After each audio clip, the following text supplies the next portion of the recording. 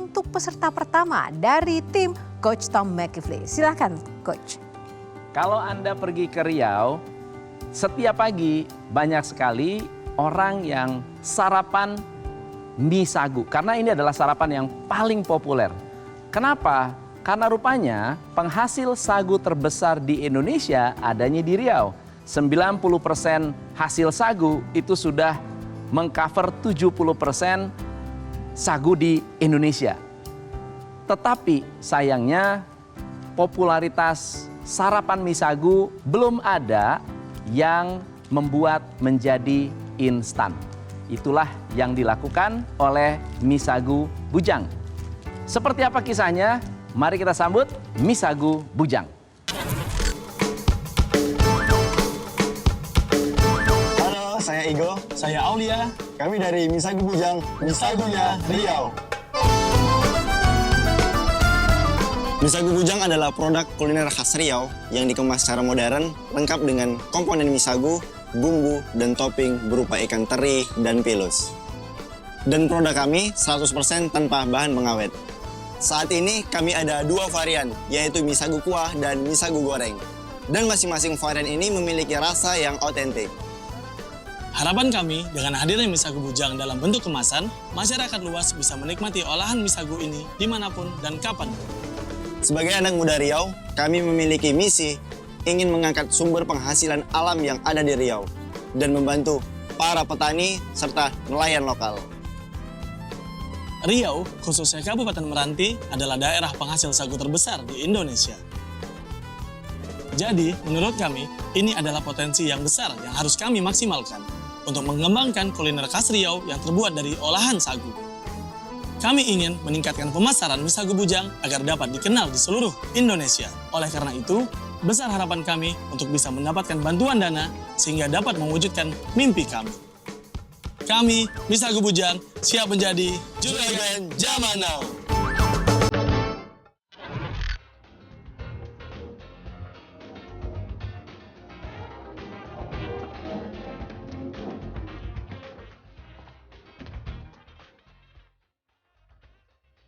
Halo, apa kabar para panelis? Perkenalkan, saya Aulia. Saya Igo. Kami dari Mie Sagu Bujang, Mie Sagunya Riau.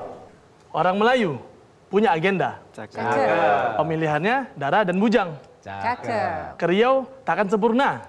Cakep. Kalau banget. tidak mencoba Mie Sagu Bujang. Baik.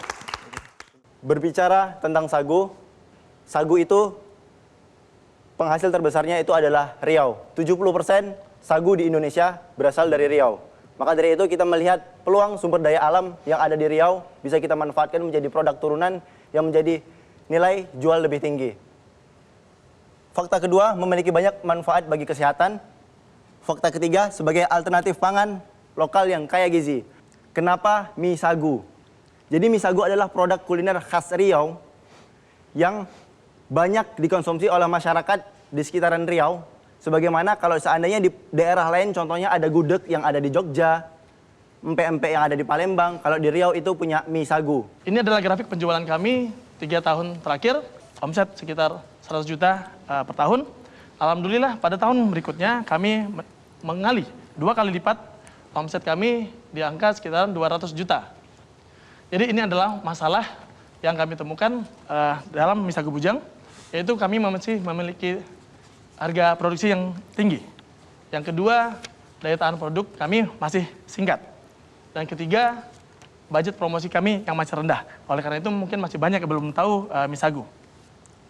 Baiklah, ini adalah alokasi dana kami. Kami akan fokus ke peralatan kami, yaitu untuk packaging.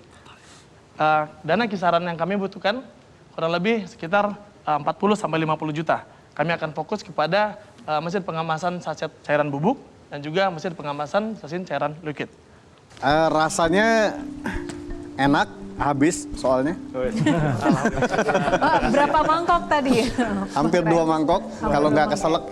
Saya ngeliat 2 hal ya sebetulnya. Satu, kalau dari traction kan masih rendah banget ya sebetulnya. Dan surprisingly rasanya enak sebetulnya.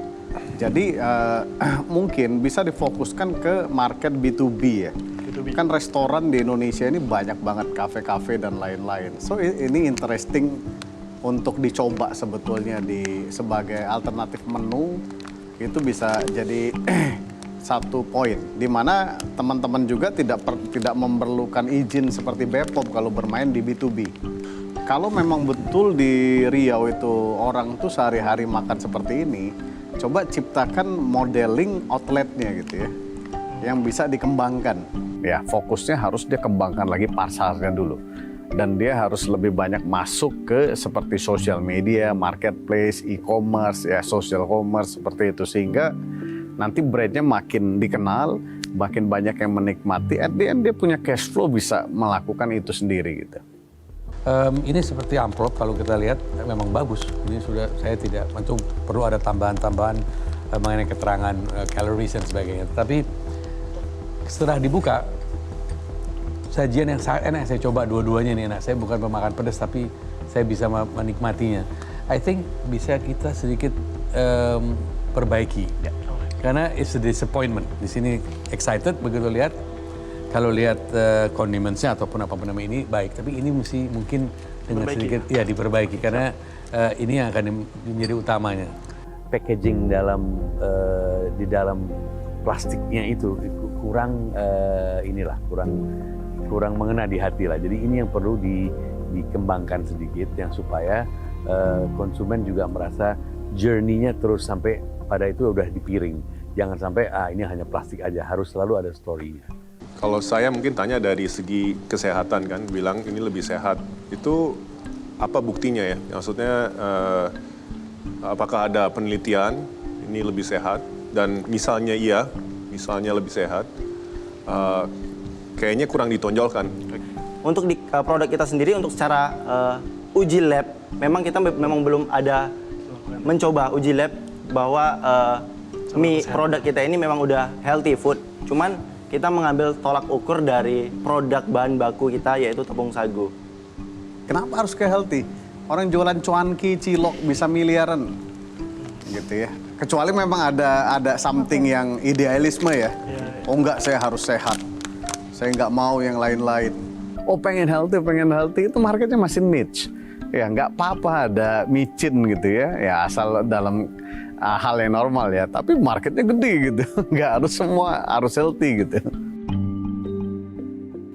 Kalau saya di healthy, memang ada pasarnya, namun lebih niche pasarnya. Mungkin kita nanti bakal diskusi lagi gimana nih kalau kira-kira seandainya kita main pasar yang luas saja. Yang lebih luas.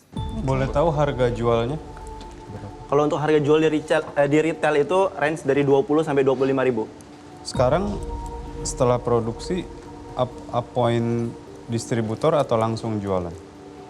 Kalau untuk sekarang kita pengen fokus sebenarnya kedua-duanya, cuman untuk awal kita ingin memperkuat awareness dulu terhadap brand kita terlebih dahulu, Coach. Rasanya otentik sekali menurut saya, walaupun mungkin sedikit pedas ya untuk lidah saya, tapi saya rasa itu sangat acceptable di lidah orang Indonesia. So I think it's good. Cuman saya satu poin aja, packagingnya terlalu besar dan seperti yang disebut Pak Irwan juga waktu buka dalamnya kayaknya luarnya bagus tapi dalamnya itu perlu dipercantik lagi, dan yang paling pentingnya adalah harga jualnya mungkin terlalu tinggi. Peluang dari mie sagu ini cukup lumayan bagus ya, karena satu tidak ada saingan dan mereka adalah pelopor, membawa hampir 100% otentisitas dari makanan mie sagu yang kalau kita makan tuh di kedai-kedai kopi di Riau. Kemudian rendah glycemic index-nya sangat rendah, jadi bagus untuk yang mau makan mie tapi nggak mau diabetes. Baik, oke, waktu kita habis. Terima kasih untuk peserta pertama, mie sagu, dan juga untuk Coach Tom. Terima kasih juga untuk panelis.